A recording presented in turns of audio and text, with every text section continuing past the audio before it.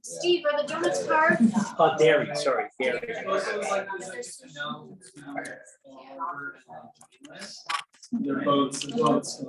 forth.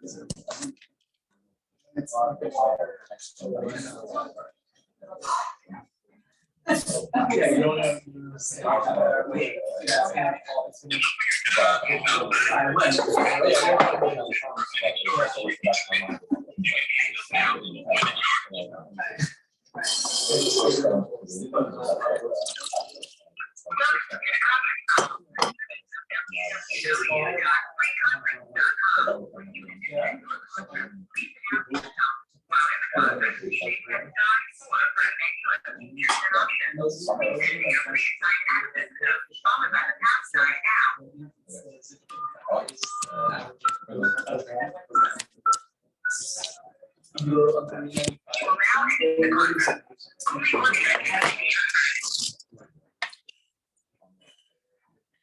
Hi, good evening, everyone. Please let me know if you can hear me. Okay, please let me know if you can hear me in the dial-in. Thanks, Ryan. Yeah. Okay, Alan Miller, you can hear me? Hi. Hi, Bruce. Okay, great.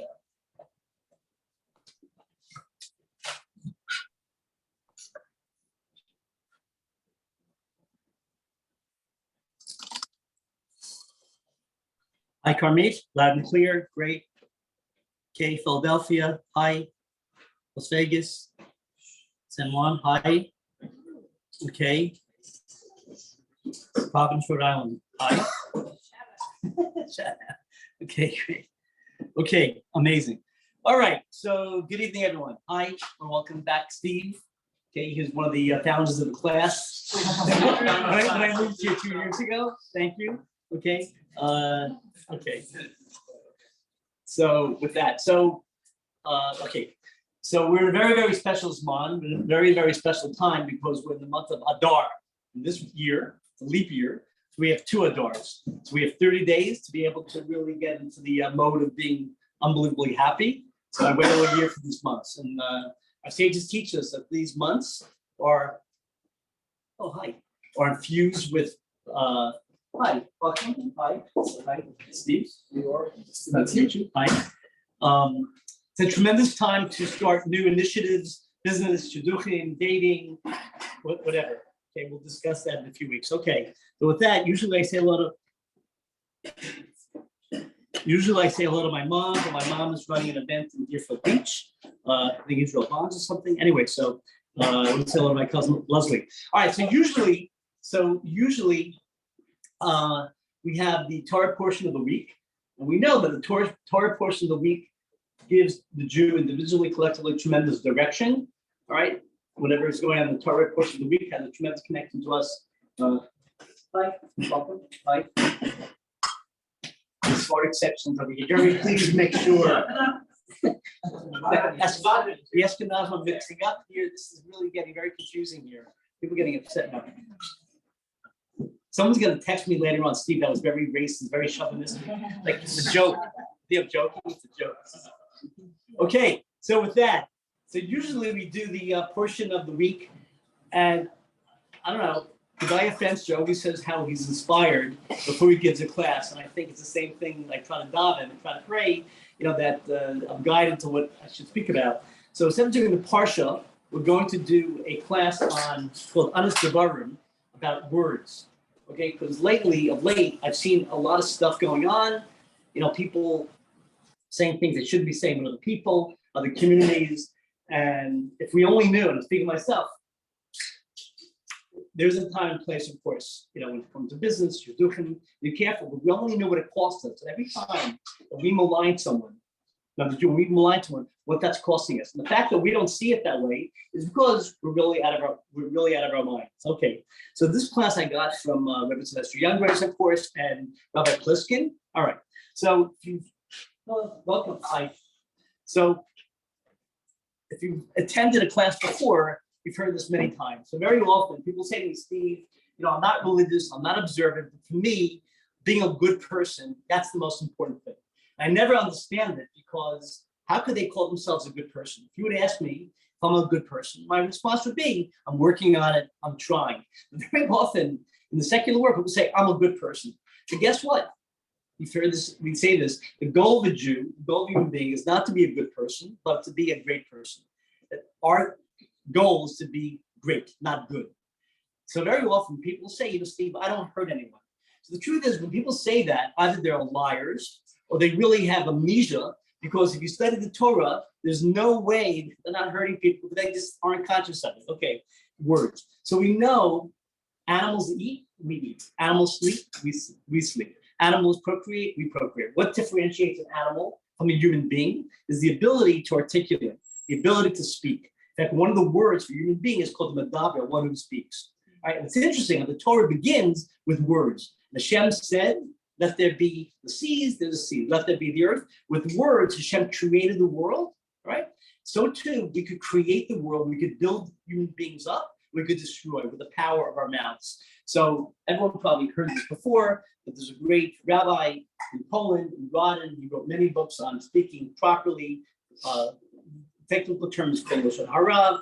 All right. And he wrote many, many books about the evils of maligning people, lying. All right. So this man came to the Chaim. He says, I've been maligning people my whole life, and I want to do tshuva. I want to rectify what I've done. And the Chaim said to him, no problem. Get a goose down pillow, right? And go to the shore and smack it against the wall. And then, wait for the wind. And when the wind comes, smack it against the wall, and then do that. He does that. He goes, okay, now I want to go back and retrieve all the feathers. Once you spray out negativity about someone, you can never retrieve those words. Actions, you could do truly, you can fix it very often. So very often, people say, I don't hurt anyone. But we're going to see tonight how we hurt people, we hurt ourselves with words. Okay, so we're going to think better. So one of my mentors, it's an I said when she came to this great country of ours from Hungary after the Holocaust, says they taught her many, many amazing things in school. One of the things they taught her, and I learned this as well, is sticks and stones may break my bones, but so she says, what the hell are they talking about? Half of Manhattan, half of Miami, half of Chicago is in therapy because of negative words, right? Sticks and stones can break my bones, but words can't hurt you. Let me just ask you, survey, how many here remember something that was said to you negatively a year, 5 years, 10 years, 20 years ago from someone? So people say they have a bad memory, or no, you don't. Okay, if someone gave you $1 million, trust me, you're never going to forget that person. Someone who did an amazing thing for you, you're going to remember them. So when people say they have a bad memory, no, they don't. When someone hurts you with words, you will remember. Okay, here we go. So very often people say, something, Steve, that's me. I say it like it is. I'm very honest. Okay, but that's not the Torah way. The Torah is very, very, very clear. That's not the Torah. I say it like it is. You could say it like it is, but you just hurt someone. You've destroyed someone. Okay, so here we go. So either you're a hermit, okay, if you don't see anyone, but if we live in this planet Earth, we hurt people all the time and we hurt ourselves with our words. Okay, so number one, why are words so important? We are living in this beautiful place, Foul Harbor, Surfside, Plantation, wherever we live, okay, because 2,000 years ago, we had a civilization, we lived in Israel, and we were driven out of the land, not because we weren't keeping Shabbat, we were doing that. Not because we weren't keeping kosher, we were all doing that. We're studying Torah, everything we're doing it all. But one thing, a major thing we didn't do was we malign each other. We were saying bad things about each other. We had seen the skin with each other. And because of that, Hashem says, now plan B is you're going to change the world outside of your borders. And it's going to come at a tremendous cost. I'm sending the lambs out to the wolves, okay? And here we are 2,000 years. It's interesting that about 10 years ago, I came back from Israel. And I said, I was on a crusade. I said, I don't say every rabbi will tell you the reason we live in Golis, the reason we live in exile, is because of Sinus Chinam, because the temple was destroyed. And you ask them, what were they doing, the Jews? They were maligning each other. They're saying bad things. So 2,000 years later, we haven't fixed that problem. So imagine you have a leak in your house, and every night you come home and say, oh my God, there's a leak from the roof, because you haven't called the plumber to fix it, correct?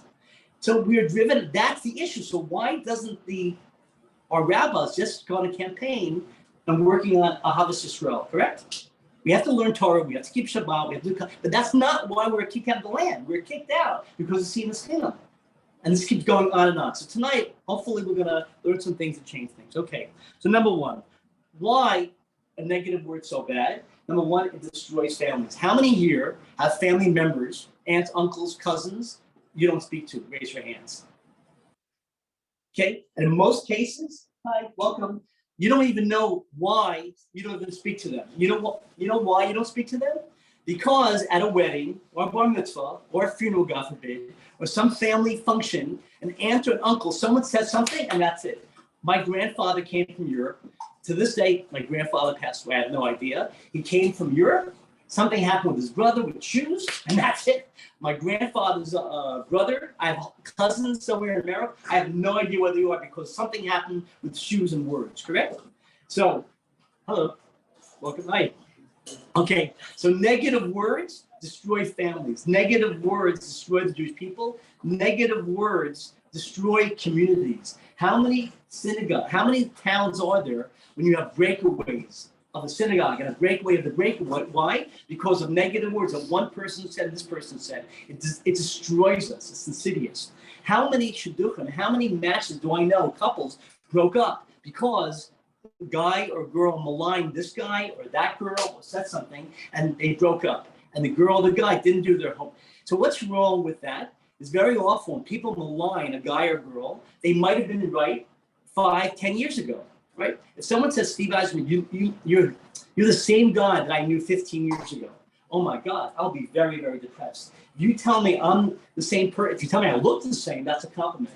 I mean, right? If you tell me, Steve, you haven't changed in 15 years, that's great. But someone says, Steve, you're the same guy, remember it. Oh my God, I've been working on myself 15 years.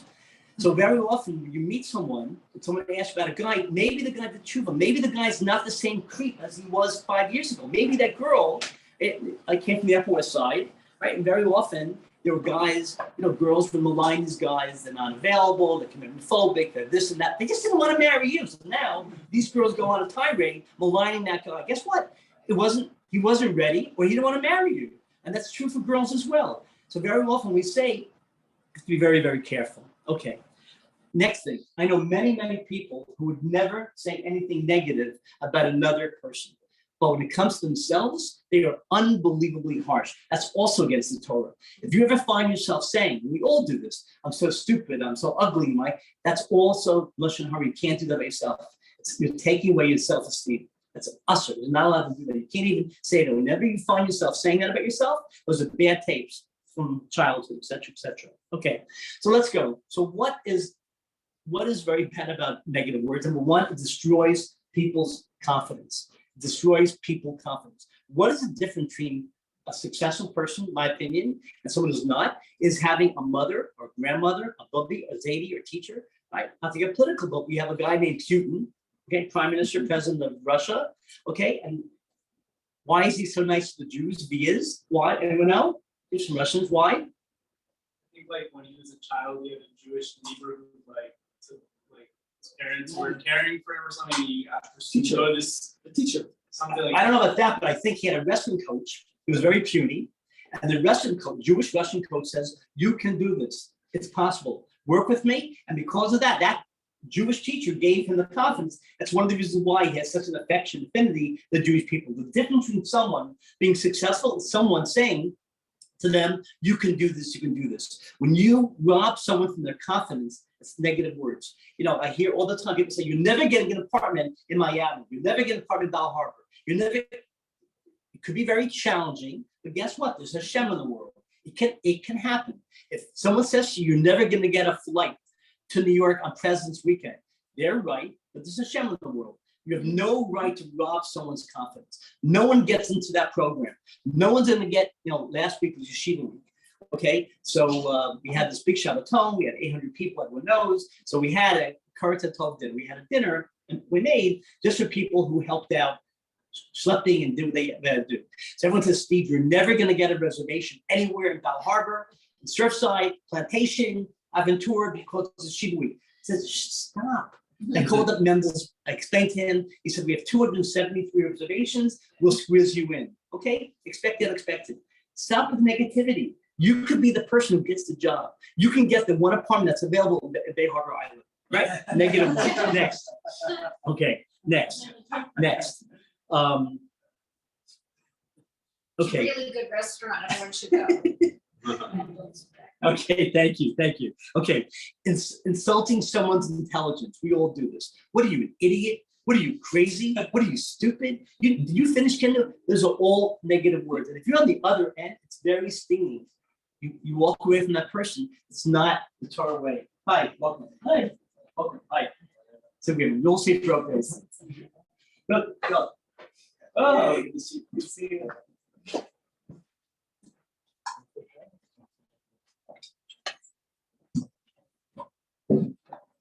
Okay. Also, very often, insulting someone's physicality. Okay. I wish I had 10 million to give away every time someone, Steve, you're very short. Okay, tell my creator, like that's God made me that way. You know, Steve, your toes are very like what the key is, whatever you speak is what is the purpose of that communication? What is the purpose of that communication? If you're giving over something, what is it? If it's not purposeful, then it's wrong, correct? All right, insulting someone. Well, you have really curly hair. Okay, tell the creator. I can't help it. Your hair's so straight. Stop. It's just stupidity. Okay, next. Okay. What is one of the worst things you can do to a Jew? Okay, I'm sorry. What is one of the worst things you can do with words? You buy something and you're so happy with it and you really like it. And you say, where'd you buy that? I bought it here. Really? How much did you pay? I paid $80. Oh my God, Nordstrom's had a sale 5 months ago. It was $19. Now, all of a sudden, in Israel, what is one of the worst things you can call someone in Israel? What's it? Not stupid. Not ugly. What? A friar means a sucker. If someone calls you a friar, that is like the lowest thing, means you're a sucker. Now you have this beautiful shirt that you bought, and someone tells you that you could have bought it for $19, all of a sudden it's like, ugh. You've destroyed. What is the purpose? So on a deeper level, you really want to go deep. Why is the person saying that? Because you shouldn't think you're so hot with that shirt. I'm stuffing you. I'm giving you a zetz. What is the purpose? If you tell me, I can go and return it, right? And buy it cheaper. But what's the purpose of the communication? All right, I just bought a new microwave oven. Really? What'd you pay? X. Oh, really? A year and a half ago, Best Buy had a sale for $19. So what is the purpose of that? Correct? Negative words, you just made the person feel bad. But again, to go deeper, why is the person really saying that? It's a zetz. Okay, another way people insult people with words. You go on vacation, you come back from Acapulco, you come back from St. Bart's, you have a great time, and you say, I stayed at the El Presidente. Hi, welcome. You say, I stayed at the El Presidente de Royal in Acapulco, and you had a great time. Really? Oh my God, the Condesa de Mare Capella de Amargo down the block is 10 times better. What is the purpose of that communication? What you're really doing is don't think that you're so great having a vacation.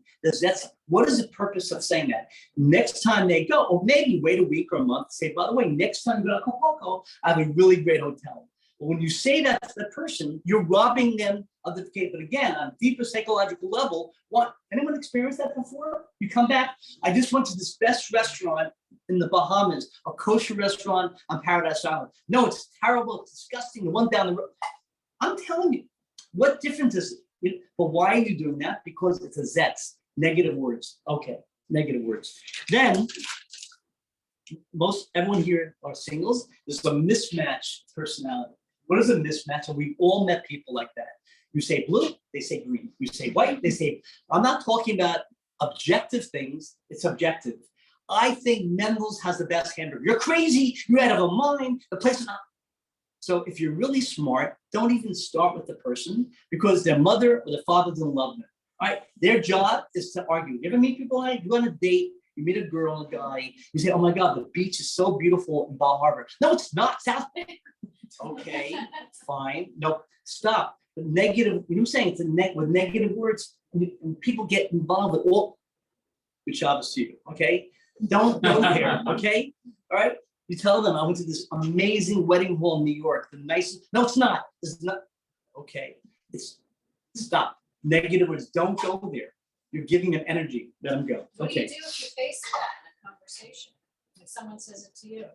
If give me an example. Like you said, oh, this is the most beautiful beach, you're gonna love it here. South Beach is like, more happening. Okay, I hear you. Fine. Next. But don't get involved with the words. We're given so many words, all the words, they're paid by God to be negative. Your job is not to react negative words, correct? We all get involved with that. It's because that person wasn't loved and they have to argue.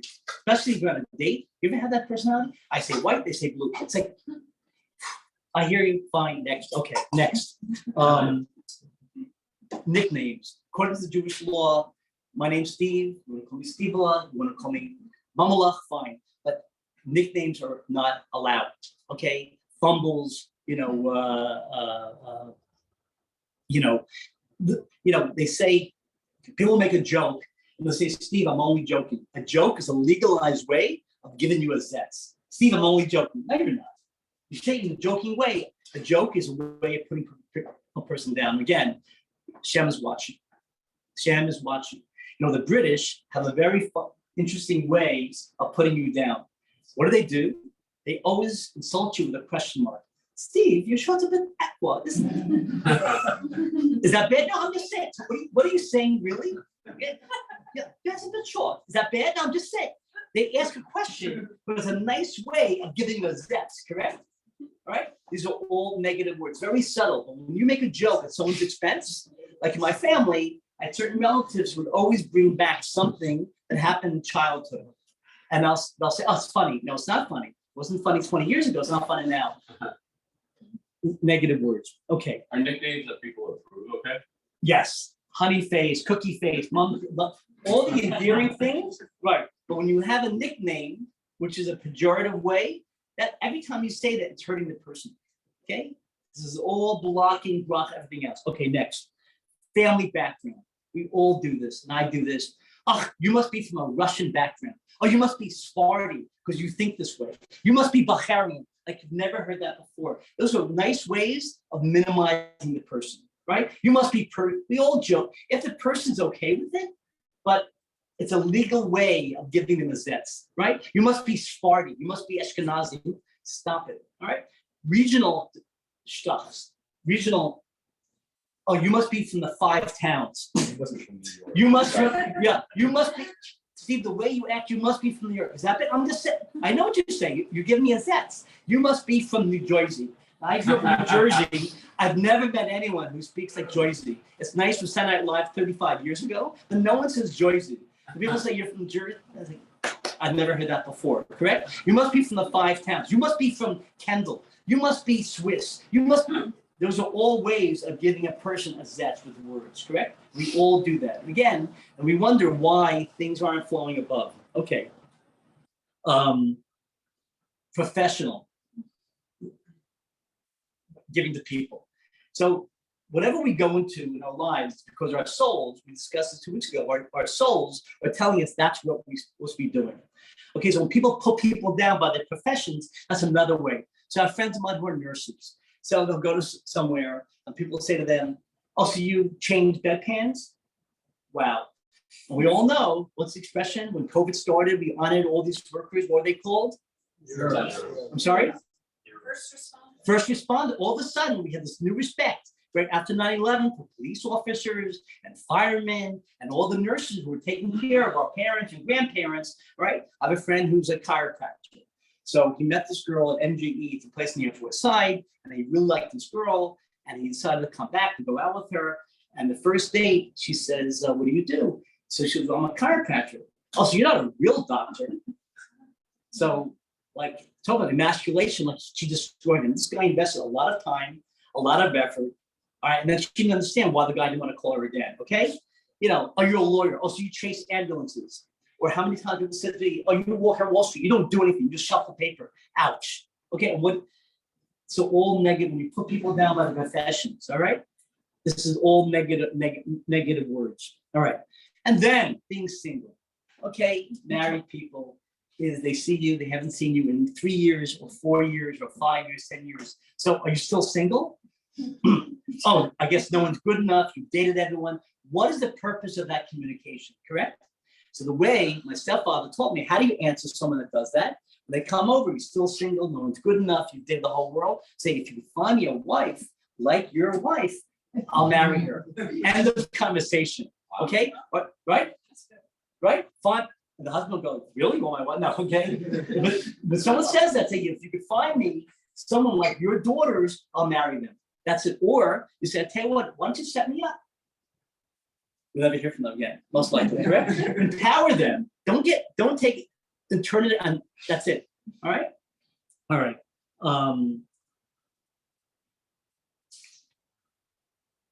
Okay, but again, what is the Torah trying to tell us? Sensitivity. They're just words that could destroy someone. You know, unfortunately, I have many, many friends who commit suicide. And I always wonder if the right person would have given them encouragement with right words, they wouldn't have come to that decision. Okay, disparaging people's ideas. We all do this. What are you, crazy? What are you, stupid? What are you, an idiot? What's a Torah way? That's an interesting way of looking at it, you crazy person, okay? What an interesting way. I never considered it that way. What a different way of communicating, correct? Everyone looks at life very differently. When someone says to you something, you said, what are you, out of your mind? Ouch, it hurts. Just say, you know something? I never considered it that way. I never thought of it that way. Thank you for showing me a different way of looking at it. That's the Torah way. Okay, next. Why? Again, what's the homepage? Is a Havit Yisrael. Is this good for the other person? Is this good for the community? And Hashem is watching the way we're treating one another. Another way people put people down, you're very different from us. You think differently. What are they doing? They're separating you from the rest of the world, correct? You can go, you didn't finish kindergarten? Okay, next.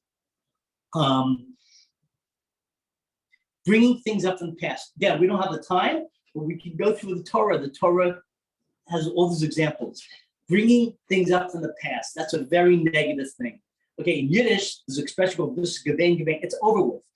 Steve, don't do to me what you did 5 years ago. Oh, you're really bringing it up now?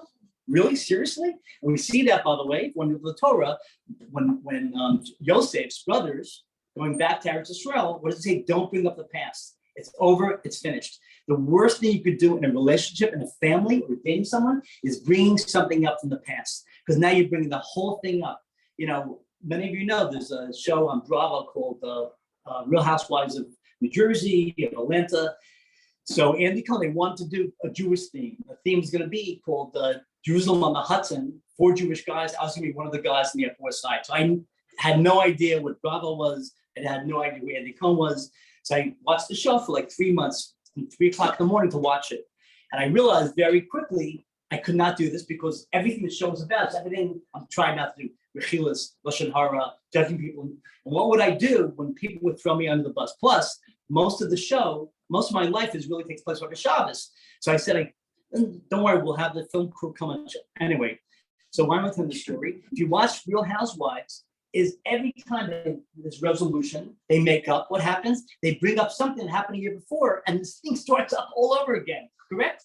Oh my God, that's right, she said that. They egg each other on. Bringing things up in the past, it's not productive. Again, it's not productive, it's not helpful, right? In a family or relationship. All right. Causing people to worry.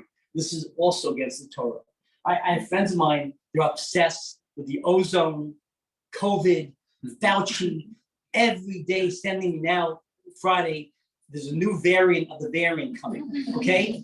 So I shouldn't, oh God. I started blocking friends of mine because I can't take it. I don't want to see it anymore. I'm done. Take care of yourself, get vaccinated, don't get vaccinated. I'm done. You want to go back to New York and test each other every hour on the hour? I'm done. I'm seriously, we had the Shabbaton. I lost another 5% of my friends on Facebook because it's like I'm a super spreader, whatever. Don't come, stay in New York and test each other, right? Right? But causing people to worry unnecessarily. So I have friends of mine telling me about new Bulgarian, Romanian. I go, something, I don't want to hear it. When it comes, it comes. What is the purpose of the communication? The ozone. There's nothing I can do with the ozone. Maybe I could buy a few less deodorant cans, but if I can't worry about it, what is the purpose? I shared with you beginning of COVID.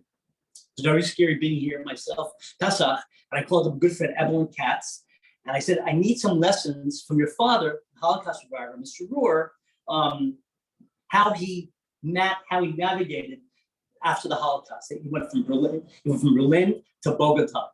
So he said, my father told us, don't worry about things you can't control, because most things that you worry about never happen. Meanwhile, 2 years ago, the market is going down 1,000 points a day. And meanwhile, who would have believed the stock market would go on to record highs, that real estate throughout the, correct? So anybody who's worried. Hi, welcome. Hi, Bodhi. Come.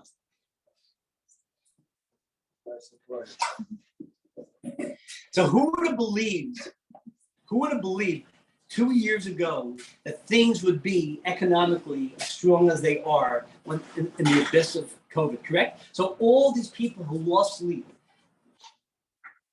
and going crazy, it never happened.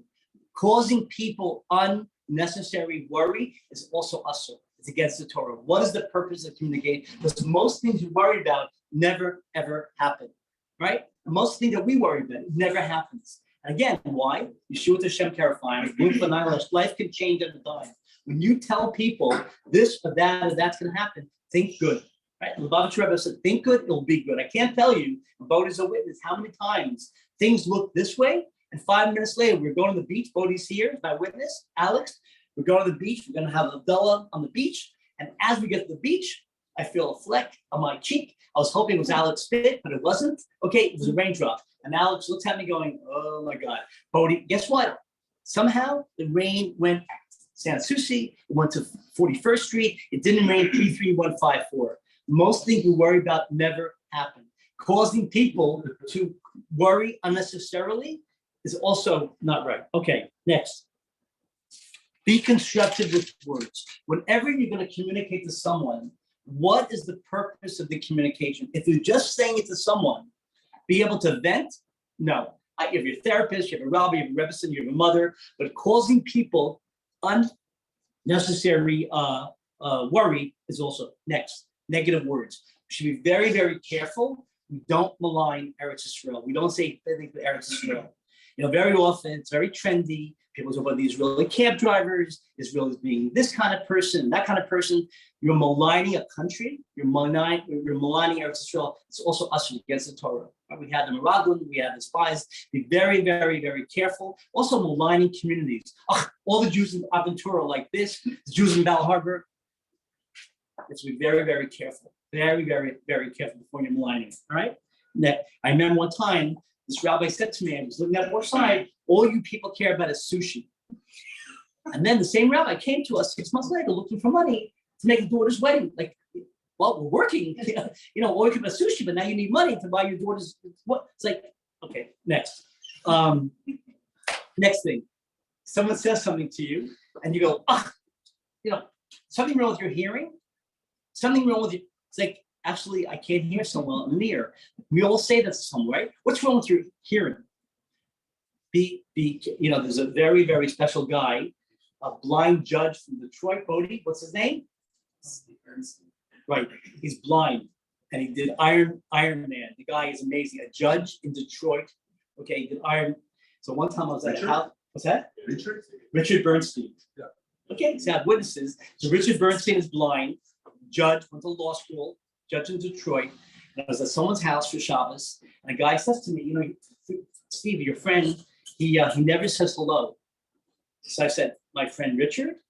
I said, yeah, he'll never say hello to me. I said, he's blind. He goes, don't joke. I said, he's blind. He goes, oh, I'm so sorry. I go, no, because you're judging. Okay, he really couldn't see you. Everyone's blind. He didn't say hello to me. She didn't say hello to me. You have to assume the person didn't see you. I can't tell you how many times in my brain I think this is going on. This person's upset with me, and this has nothing to do with me. They're going, Eisenberg story 85. So I was living in Tzfat about a decade ago, and there was a very famous artist in Tzfat, and every week I would see the artist, and the artist would say, Steve, we have to have you over for Shabbat. My wife and I would love to have you over. So I was there for 5 weeks at El Uzman before Rosh Hashanah. And every week I waited for the invitation. It never came. Right. And finally, when I left Spot after 5 weeks, I was kind of up against it. Like, don't say something you don't mean. So I'm about to leave, and this famous artist comes over. Steve, I want to apologize. Why is that? We haven't invited you over. I said, I know. Okay. Because my wife has cancer, and every Friday she goes for chemo, and she never knows how she's going to feel. I know if we invite you, we cancel you out 2, 3 o'clock in the afternoon, you'll have nowhere to go. It was so not what I thought it was, correct? I thought I was religious enough. I thought I was too this, it was all in my head, correct? All right. Mispronouncing of words. Okay. So very often, people will say something and you start correcting them publicly. Okay. Pull them to the side. I have friends of mine who are from Israel, from South America, and very often people will correct them. I wish I spoke Spanish the way they spoke English. I wish I spoke Hebrew the way they spoke English, correct? You hear Israelis very often, and they get their pronouns mixed up, all right? Pull them to the side and say, by the way, Achi, but don't do this publicly. Don't embarrass them. These guys speak 3, 4 languages. Meanwhile, all right. Next. A verbal attack. We all see this. So you go to Shabbos lunch, you're at a dinner party, you're in Fuego, and you're telling a story that something happened to you in Romania. And you say, I was on Kachki Street and blah, blah, blah happened. Actually, Steve, that restaurant's not on Kachki. It's on, okay, shkarach, thank you so much. It has nothing to do with a bloody story. What is the point of that communication? So it's your way of showing me, you follow? If it's halacha, it's Jewish law, if someone says something, you're allowed to, do X, Y, and Z, then you have to correct them publicly. But if someone's telling a story at a dinner party, you don't have to correct them. What's the point of that communication? Is it pertinent to the story? I'm telling a story. What happened to me in LA 10 years ago, Steve, actually, that restaurant wasn't in La Brea. Okay. Very good. Thank you. Can I go back to the story now? But why is the person saying that? Mother didn't love them. The father didn't love them. They have a need to undercut you, correct? But don't react. Just say, thank you for sharing. Okay? But negative words. All right, finishing up. There's ways of maligning people without maligning people with words. By your eyes rolling, by your hand, your hand motions. Steve, I didn't say anything. But when his name came up, right, someone said, Mike Bernstein, okay? Yeah, I know him. I didn't say anything. Yes, you did. You just destroyed the guy with your eyes. This is also not cool. All right. Someone's telling you a story, okay? And you say, I don't want to hear it. There's a way of saying it without hurting the person. You know something? Can we discuss that? Not now. Can we discuss that later? Right? Don't shut them down. Also, someone's telling you a joke and someone says, I heard that already. You're shutting the person down. It's very, very hurtful. Let them tell the joke, but you're afraid that maybe they're going to get 5 points. And then I'll say, Steve, did you hear that joke? What's the Torah response? I did. You tell it so much better than I've heard before. Correct? Someone's telling you a joke. I heard that already. Why do you have to say it to the person? The person feels very proud. Let them repeat the bloody story, correct? You're giving them a zet. We hurt someone. The person walking away. All right. Next, a gift. So I had this. I bought a friend a wedding gift. I bring it to the house, and he goes, "Oh, that's very nice. We got one of these already." Like, really? Take the bloody gift and re-gift it and give it away. All right, and give it to the gemach. But what I felt? I came with the box, I left with the box. We got one already, right? Idiot. I should have just, whatever. Someone gives you Next time, call me, I'll take it. When they're saying that. I said that. Okay, beautiful. Why not? But there's another application. There's another application of that. If someone gives you a compliment and you're not makabel, you can't receive it. I know I have to work very hard. It's very hard for me to accept compliments. If someone gives you a compliment, and you say, no, just say, Baruch Hashem. Believe me, if you went to the Reichman family, at one point they were worth $10 billion, they gave away $100 million, and you said, Mr. Reichman, you're so amazing. You give away so much money. No, I really, stop. He would say, Baruch Hashem. If If you said to George Rohr, my God, you do so much for the Jewish people, he wouldn't say, no, I don't. He would say, Baruch Hashem, I have the ability of being able to do that. Accept the compliment with grace, correct? Someone comes to your home and they go, thank you so much. It was so nice. No, stop. They thank you so much. By you not being gracious, what you're doing is you're making the person feel bad, right? They're trying to say thank you. Just accept it, right? It's also a chesed with words, all right? So some will say, you don't treat me with respect. You don't deserve to be treated with respect. Ouch. That's ouch. Words. We hurt people so much, okay? Practical jokes, we discussed practical jokes.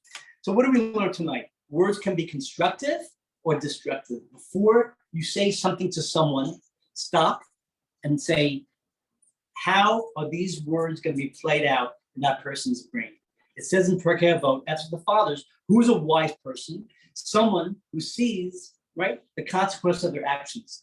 You could say what you want to say, but you could destroy a family, destroy the person.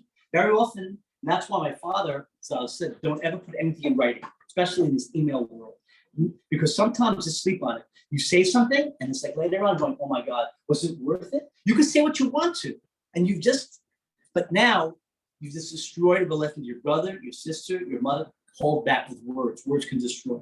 What did we learn tonight?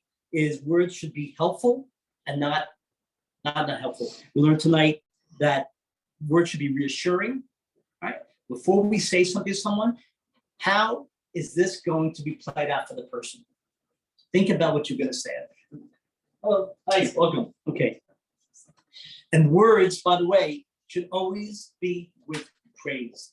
Always look for an opportunity of building people up. I used to daven in a shul called the Karbach shul, and I figured out, how do you know if someone was connected with Shlomo Karbach, that's Rabbi Sitron's great uncle, is do you feel better after you met that person or not? You meet someone, and you always feel better. There's a woman in the community, Shirin and Howie, right? Whenever you leave her, you feel better about yourself than you did a minute before. That's where, and there are other people you want to kill yourself after you meet them.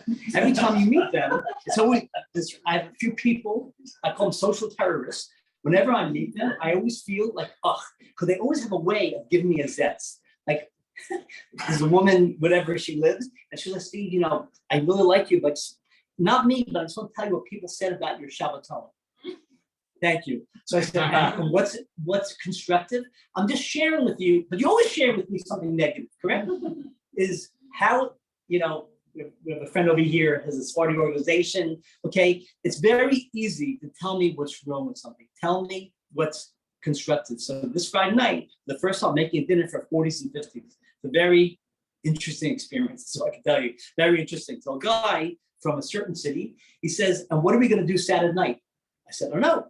Organize something at St. Regis or for a season. You don't know, I'm just saying my father's not. You go do something, correct? It's very easy to go on Facebook. Steve Eisberg's out arranging something else that words. Okay, next. So why are words so important? Words can destroy and words can build up. Before you say something to someone, think about how is this going to play out? You go into a wedding and your friends were not necessarily invited to the wedding. You have to be very careful because now these people will feel very bad they weren't invited, right? It's all talk, don't talk.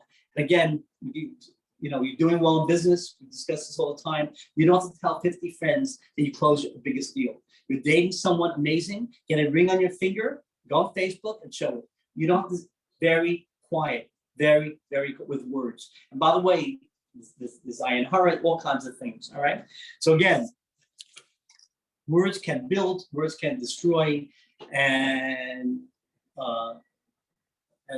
what's very, very important is the Torah speaks a different language of sensitivity, right? The Torah teaches the goal is not to be good, but to be great. And one of the big areas is the way we speak. And again, very often is that people have negative words for themselves. If you find yourself saying these terrible things to yourselves, it's also against the Torah. So we should only have good words, see something, say something good, build people up. We're living in a very challenged time. People are going through negative things with finances, with shidduchim. Give people encouragement. If someone tells you, I'm never going to get married, you're going to get married. Really? Yeah. People need to hear good words. You know, out of a job, you're going to get a job. It's going to come. Help them. Give people words of encouragement. Words can build up. Words can destroy. So that's it. Okay. So with that, February 17th, we are going to Mexico City. One and only Bodhi is going to be our entertainer par excellence. Unbelievably, as of an hour ago, I think we have 100 people going. We probably have room maybe for a couple more. What else? And then I made a deal that the trip would be trip to Dubai. I started working on it. Will be the second week of May. 4 days. I don't think you need more than that. Really, we'll stay in the desert, but everybody wants to go, so we'll do it. And that's it. We have an anonymous sponsor tonight, and Other Tov. Yeah, but Yes. that dinner or item. 40s and 50s. 40. If they know. All right. If you know 40s and 50s, please send them. Yes, hi. So I just have a small comment. Please. To your question earlier that was about like what to do in a moment. And I don't know if I hope it's okay that I'm sharing this right now because I know this is your share.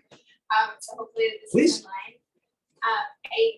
I've noticed in the past, just with my personal life, that anytime we face a moment like that where somebody is presenting negativity to you, the perception that I think is beneficial to have in that moment is that you kind of reframe it and say that Hashem is giving me in this moment the opportunity, like you're lucky to be given this opportunity to not have that negative reaction back. And if you have that moment where you have the ability to actually choose something positive to think about and to feel. So I just wanted to Beautiful. So Gedai Fenster, he said that last week was amazing. He says that Hashem will send you challenging situations with other people for you to work on yourself, because you have to work on it with yourself. So when you malign other people, then Hashem will. I shouldn't even tell this publicly. Torah class. So many years ago, I was living in New York, Manhattan, and I was going visiting a friend, and I'm ringing the doorbell on the Upper East Side. There's 55, floors in the building, and I hear Steve Eisenberg, my name in the next apartment. You don't have to answer. What do? Do you stand there listening, or do you keep ringing the doorbell? I stood there listening. Okay, I did. So I said, okay, Steve Eisenberg is not a very common name, but it could be. And it turns out I'm going to 55K and it's 55L. And sure enough, two girls are maligning me, and they're quote unquote friends of mine. Unbelievably painful. And one girl, I was so helpful, so nice to this person, and they were destroying me. And it was so painful. But then what I realized was Hashem, I'm a spiritual guy, wanted me to see and experience what it's like to be maligned, because I must not be careful maligning other people. All right. It was really, and the worst part was I couldn't even tell them why I didn't talk to them anymore. I was sitting by your door for an hour listening to you talking about me. Okay. They're not listening. But I spiritualized it, realizing I had to do major work on my words. All right. There are times processing. You don't have to process with 15 people. You go out with someone, the girl's not interested in you, let it go. And you don't text them, you don't email them. Very often in the sect Jewish world, you go out with someone and the person's still texting. They're not your wife, not your husband. Let the person go. Finished. And by the way, you go to, like last night, there was a big event at K-Space. The two friends of mine went and had a bad time. Why? Because he was there and she was there. Look, Miami. You have a major event with 500 people. The chances of seeing your ex, just say hello. You don't have to love them. Just, he didn't want to marry you. Okay, his loss. She didn't want to, you know what I'm saying? You don't have to malign them. Just let it go. And the way that we treat other people, the way Hashem treats us. And we all get hurt. It's Ahavas Yisrael. Somebody doesn't want to marry you. They don't let it go. But that's why, often you date someone, there should be no correspondence. It's not a Torah idea, because it's not another class. That's it. Any other comments? Peace. Okay.